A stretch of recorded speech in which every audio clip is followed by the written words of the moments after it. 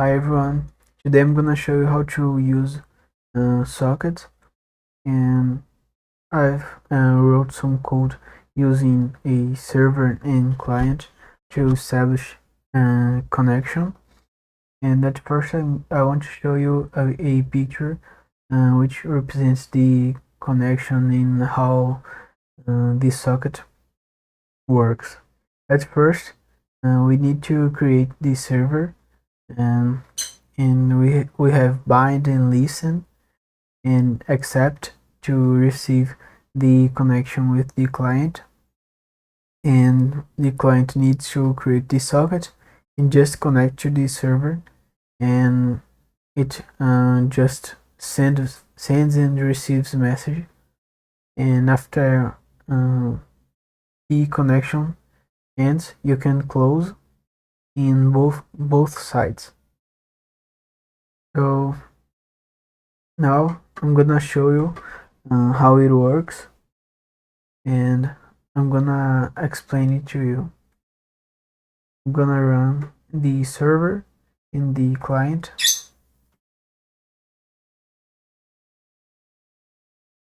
and you can see that the client can send message to the server and the server to the client.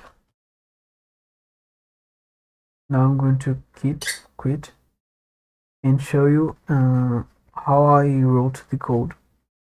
So at first we need a host, uh, which is my local machine, and if you are connecting to another machine you can just put the IP address here in the port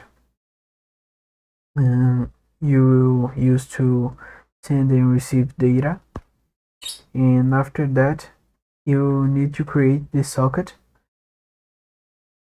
and here you have to put the protocol, oh sorry, the version of the address family, and AF INET is for IPv4, and here we have the protocol which is TCP.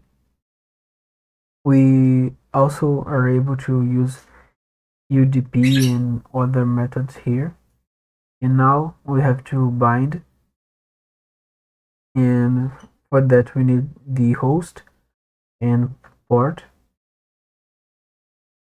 and we can listen until the client sends some message to the server. And when the client tries to connect, the server will accept, and here we have the connection and the address of the client, but we will not use in this video. And after establishing the connection, the server will receive a message, and 1024 is the size, and now it has to decode. We can just write it here,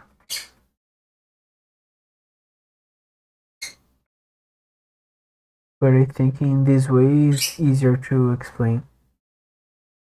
It sees if the message is quit and close the connection if it is, and if not it just prints the message and receives a message to send to the client, receives an input, sorry, and the client has to use the same host and port if you are running the same machine.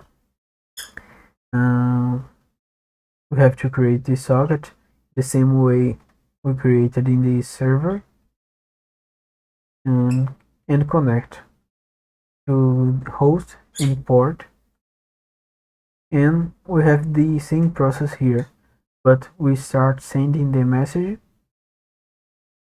and receiving it. and if the message is quit, we close the connection. And two important things. The first is that we have to encode and decode the message. Encode to send to the server, or the server to client. Whenever you are sending the message, you need to encode it, and if you are receiving it, you have to decode.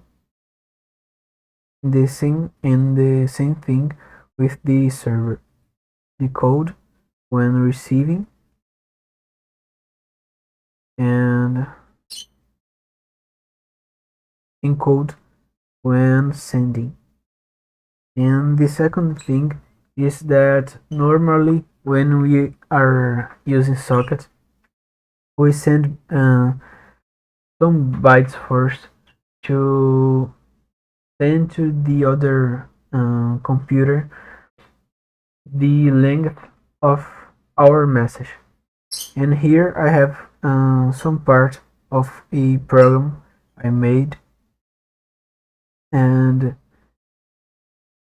the socket that is receive the four first bytes, which has the length of the message, and we uh, convert it to integer and use the NTOHL method from socket to get the integer length. And after that we receive the message with the size we have received at first. And here we have the message, and here is the size of the message. In this way we can mix it all, and now we have the length of the message and the message. And we can also do the same process to send. We need to convert to bytes and send the size, and after that we can send the message. And in this way, if the message is bigger than 1024, for example, we will lost a part of the message, and we would need to do another receive, like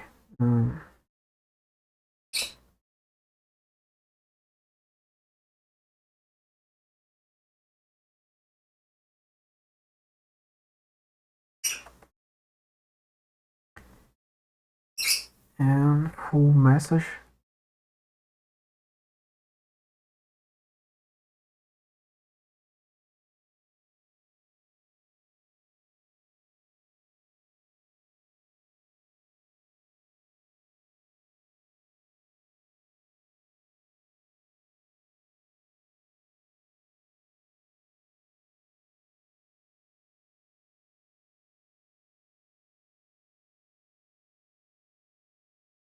Okay, and here we will be able to receive the full message. So if you don't want to do that or do some verification before sending the next message, you can just implement the header bytes that are going to be sent first, which represents the length of the message, and after that the message itself. So if you have any doubt, please comment below, and see you later.